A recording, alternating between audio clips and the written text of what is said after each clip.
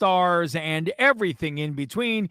He's the star Richard Bazzi from Schultz Ford at schultzford.com. I'm Bubba from 100.7 Star, and our star today is Dr. Francois Scarborough. You may know him as Officer Clemmons from Mr. Rogers' Neighborhood. Good morning, Francois. How are you? This is awesome. Good morning. I'm so happy to finally get this thing through. I'm a sleepyhead. So, Francois, just in honor of this wonderful 3-digit number, this is a great day for you to be with us. And actually, you are the star, nobody else. But it's 143 day. Did you know that? Oh, I did, because I've had your email for about 3 months. Yeah, well, Chelsea's a little over the top. But anyway, so it's 143. And that means to everybody listening, it means I love you. How cool is that? Now, does that plays right into the Mr. Rogers show? I mean, I'll be honest with you. I probably was too old to watch Mr. Rogers, and I haven't watched a lot of it. So tell us, please, how did you go from where you grew up in Youngstown, Ohio, to where you are now? Everything that happened in between. Well, I was born in Birmingham, Alabama, to start with. And then 1950, my family moved from Tuscaloosa, Birmingham, up to Youngstown, Ohio. My relatives wanted to work in the steel industry, the automobile industry. And I finished high school at Rayen School. And then I got a scholarship to Oberlin College in Ohio. I got my bachelor's degree. And then I got a scholarship to Carnegie Mellon in Pittsburgh. Wow. And did you attend Carnegie Mellon? For 2 years. Okay, great. I got my MFA. What is an MFA? Oh, keep it boy, clean. you would ask. It's a master's of fine arts. Oh, wow. Yeah. So I got my master's degree, and during my second year, I guess I met Fred Rogers. I was soloist at Third Presbyterian Church in Oakland on Fifth Avenue, and he was a member of the congregation, and his wife Joanne Rogers sat next to me in the choir, and I enjoyed her double entendre and telling jokes and saying fun, wonderful things while we were trying to concentrate on the music. John Lively was the organist and the choir director. And essentially, John and Joanne introduced me to Fred Rogers. And I did a concert on Good Friday at Third Presbyterian Church, where I sang American Negro spirituals. And they went along with the life of Christ from the time that Mary had a baby, my Lord. Mary had a baby, my Lord. And then the minister would say a phrase from the New Testament, and then he might mention another one or give me an introduction. Sister Mary had about one child born in Bethlehem. And every time the little baby cried, she'd rocked him in a weary land. She'd rocked him in a weary land. You're fabulous. Okay, that's unbelievable. A cappella that you just did that. That's unbelievable. But I'm interested in a couple things. A couple things you said. So when you met Fred Rogers, was he already on the air? Yes, he was within that first year, 1968 January. Right.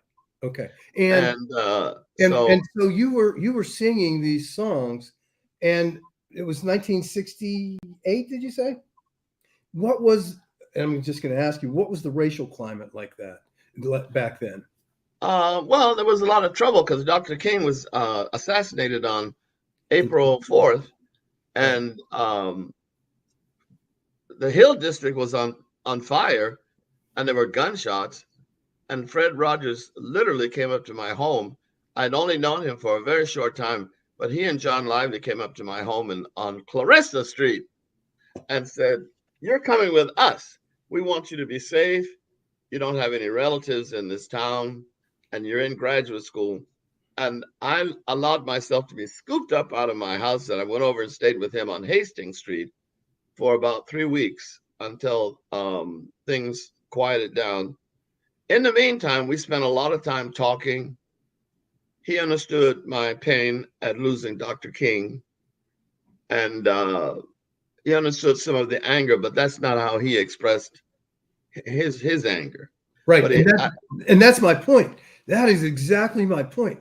You, Fred Rogers, you both were so far and so progressive ahead of the terms equity, inclusion, and diversity. You already were that. Fred Rogers already was that. And it took the rest of the world so long. I find it unbelievable that we lived in such a world that would allow some of these things, and to see how you broke through that, to hear how you broke through that, and used your voice literally to be able to do that, I find is an incredible story. So thank you, and please continue. Well, Fred was a man of deep commitment, deep loyalty, deep kindness, on, deep love. And he introduced me to unconditional love because I had a miserable childhood. And so I grew up in a steel town where I knew that I was a gay person, but I could not come out. So not until I really got to Pittsburgh that I began to confide in Fred Rogers this inner torment, this desire to be myself, but the world wasn't ready in 1967, 68. Although the gay revolution had started down at Stonewall in New York, I think it was June or July of 68. And he knew about that. And so we talked about it. And he had a couple of very close friends who were gay. And he introduced me to those personal friends of his who are all now dead. And I began to make peace with who I am, a Black person who is gay, who's trying to sing opera. And I found a lot of doors closed to me. They slammed short. And I won the Metropolitan Opera auditions in Pittsburgh. And that was like a turning point. Fred helped me move to New York and get settled. And I sang with the Metropolitan Opera Studio. And he asked me if I'd come back to visit the neighborhood. Well, of course, I said yes. Quite frankly, I'm very practical, and that was a very good job in those days. And it was something very loving and tender about the fact that he wanted me to come back to Pittsburgh to film with Lady Elaine and Lady Elaine Fairchild and Lady Aberlin and Mr. McFeely and Joe Negri. So I was very happy to do that. And so over that period of time, I got to know him pretty well. And I don't know if Elizabeth Kopp shared with you, but I wrote a book called Officer Clemmons. And in that book, I talk about some of the very, very difficult experiences that bonded us together, because he and I understood he was a man of deep spiritual presence. And I, of course, have my own gift from God. So I bonded with him and listened to him. And he eventually became my mentor, and I became a protege. Wow. And we studied and we talked about the Bible, the Old Testament, the New Testament, the prodigal son, the Good Samaritan. Those were some of his favorite stories from the Bible. He was in seminary at that time at Pittsburgh Theological Institute out there. And I used to go with him sometimes and sit in the back of the class and not try to disturb anybody. I was very much interested in the sacred side of life.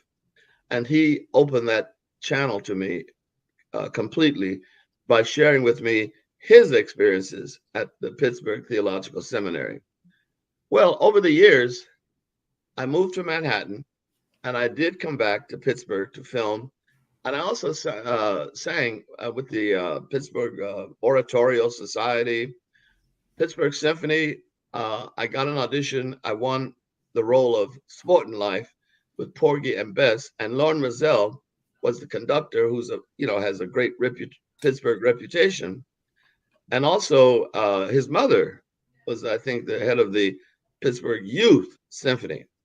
At that time, he was the conductor of the Cleveland Orchestra. So I won the audition. We recorded it on London Records, and that recording won me my first and only Grammy. The whole recording won a Grammy. So I got to travel all over America, and indeed to Germany, Austria, and Spain, singing the role of Sport and Life in George Gershwin's Porgy and Bess. I always came home to be with Fred, and I would sometimes just stay up on the third floor over there on Hastings Street, where he had it was very nicely set up. And so I had a part-time bedroom. That's awesome. Yeah, this is Cars, Stars, and Everything in Between. We will return with Dr. Francois Scarborough, Officer Clemmons, on 100.1 FM, AM 1020, KDKA. Beautiful. Hang on. Pretty incredible.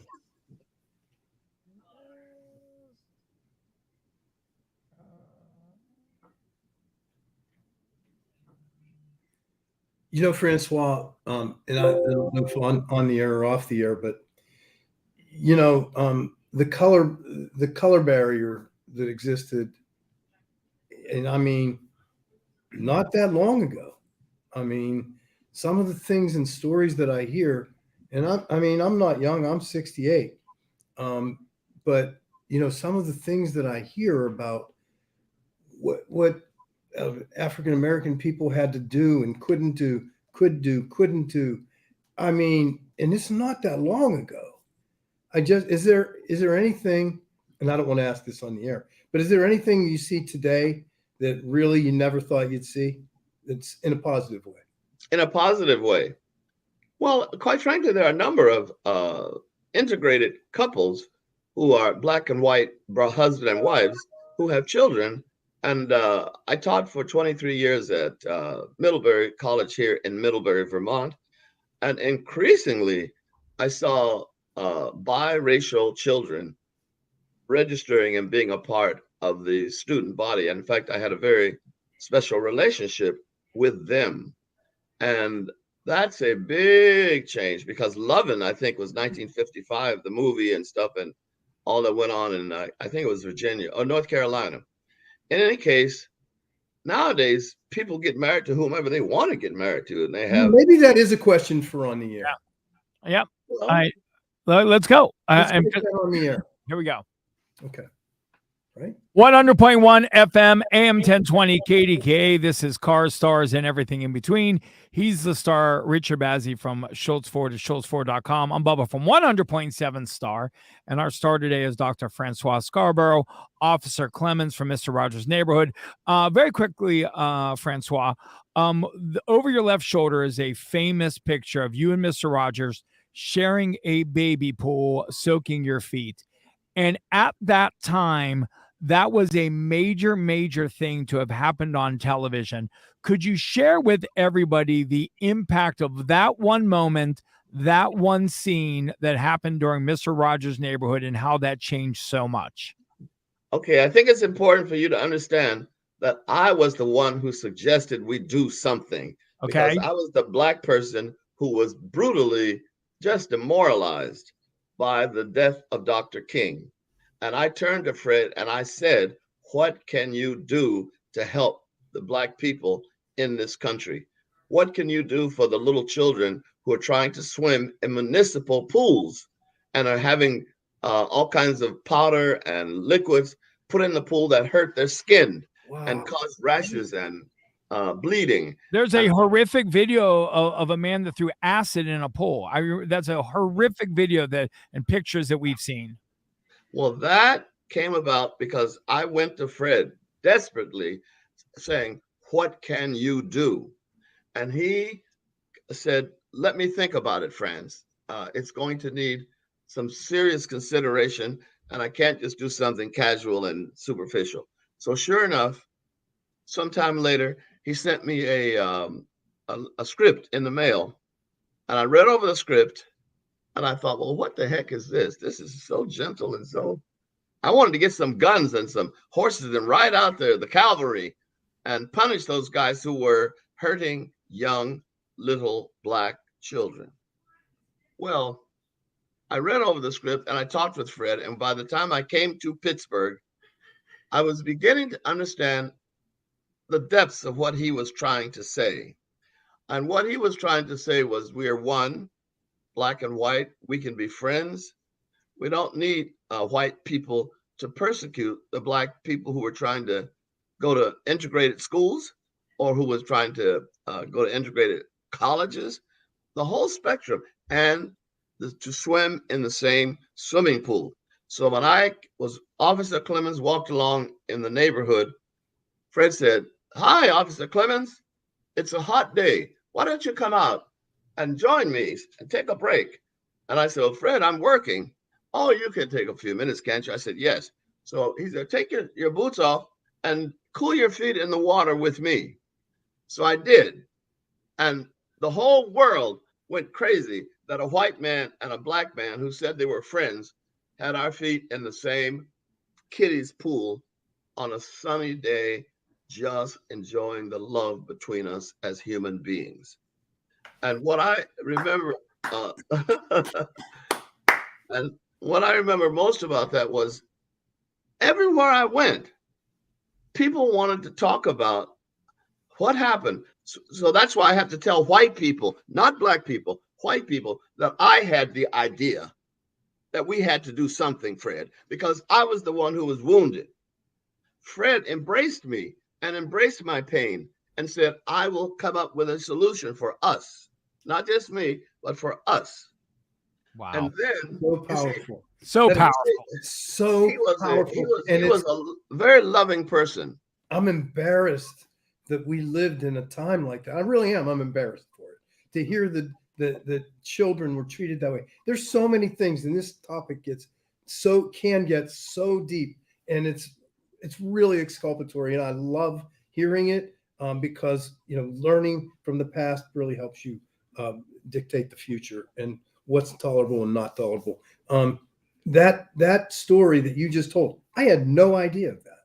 None. I know most white people don't, because they don't ask. They assumed that it was all Mr. Rogers, who was a brilliant man. He was a genius, but he didn't do everything by himself. He didn't do everything by himself. His greatest gift, though, would be probably to understand that problem existed. He may not have known. He didn't know how to solve it, but you did. But he was a great listener. Yeah. So when I spoke to Fred, he's the introvert, I'm the extrovert. He listened while I talked. And I told him about the pain of being a ghetto boy. He didn't know anything about that. He didn't know anything about going to bed hungry at night. Nope. He didn't know anything about the violence that I grew up in. But he was willing to be humble and to listen what Francois Clemmons had to share with him that he had never experienced. Amen. None of us have. I've never experienced it. Bubba's never experienced it. And it ain't over. Oh, come on. Has to be. Tell me why. What do you think? Well, during the pandemic, one of the biggest crimes was brutality on the wife from the husband. And a number of them were killed because they had firearms in their homes now, and they weren't locked up or anything. And that closeness between the men and the women, ordinarily they went off to work and did other kinds of things. We were forced into an incredibly close check with Planned Parenthood. And those organizations will tell you how the rate of violence in homes increased, not just among poor kids, but anywhere that there were men and women who had to stay together. Well, that rose with the level of mental health also. So Yes. The mental health issue became really paramount. And I see it now, even looking back. That 2020 changed this world in every way. And boy, your stories are so compelling. I could talk to you for hours. I know I could, because you are a take charge person. I can see that. I didn't know that. I didn't know that you had the ability to be such a powerful voice. I didn't know that. I'm an extrovert. I was born an extrovert. I'm surprised. But I love the stories. I love what you bring, and thank you for allowing us to have a glimpse into that, because it's something I never would have known. And I'm really appreciative. And I will share that story with my son and daughter. And also encourage the people to go out and buy the book, Officer Clemmons, because that's part of how I make a living now, selling my story of what Fred Rogers and I were doing. So, Francois, if you don't mind taking a minute or so and telling everybody a little more detail about the book, that if they're listening right now, they would be more than encouraged to buy it, and then where they can buy it at. Well, Amazon, I'll tell you that straight out. You just go on there and type in that you want Officer Clemmons, and it's published by Catapult Publishers in New York City. So it's that, and they can send it to you by overnight or 2 days or whatever. And some excerpts from the book that you think people would be really interested in hearing about. Well, yes. Okay. I tell the story of how I came to New York City. I was looking for work to do, and I decided, since I started doing Officer Clemmons, to do performances in daycare centers in the ghetto up on in Harlem. So I started doing these children's performances, and the next thing I know, everybody wanted me to come to their daycare center at Riverside Church, up at 113th Street, 125th Street, all over. And I got a reputation as the guy from Mr. Rogers, who was Black, who was singing his songs. And Riverside Church invited me. And the next thing I know, the Metropolitan Opera people, where I had been singing, invited me to come down to Lincoln Center and do 4 children's concerts with my friend who played the piano up in Scarsdale. So I came down to Lincoln Center and I set up to do the first, "It's a beautiful day in this neighborhood, a beautiful day for a neighbor. Would you be mine? Could you be mine?" And all of these, Fred Rogers walked into the auditorium, and I didn't know he was coming. And he walked very patiently.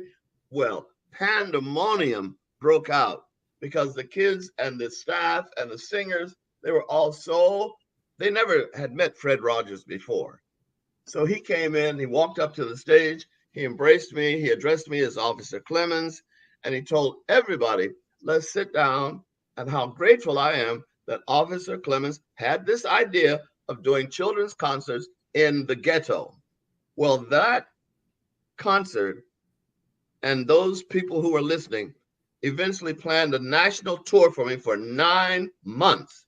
And I went to Memphis, to Cincinnati, to Nashville, to Atlanta, to Birmingham. I toured the whole country and talked to people about the great substance that Mr. Rogers was teaching was neither Black nor white, and that they should be a part of it.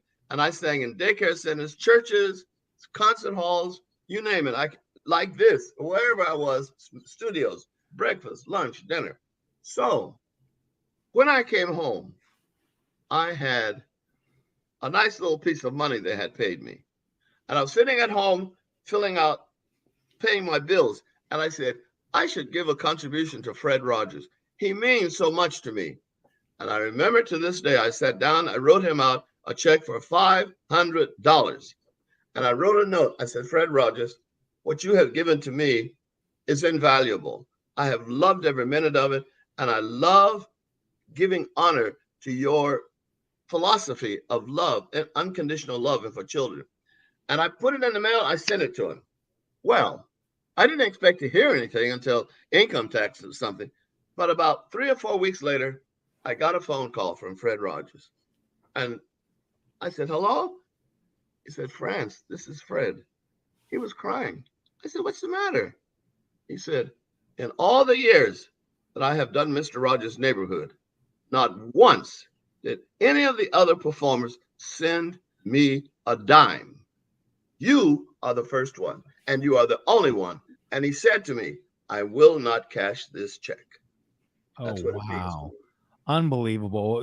Richard, we definitely have to have Dr. Francois Scarborough back on, because we could probably have these conversations for hours. Oh yeah, I have lots more. You haven't even begun to tap what I know and what I share. The reason I did this with you today is I was in Boston at the Unitarian Church, took up the sermon the whole time talking about my special relationship with Fred Rogers. And I was the only Black person in that entire church. And what I feel is very important is for people to understand that Fred Rogers had a profound influence on Black people if you would just tell the story. But Wow. they don't. That's I've unbelievable. got 20 books over there on the shelf, and none of them deal with what I deal with.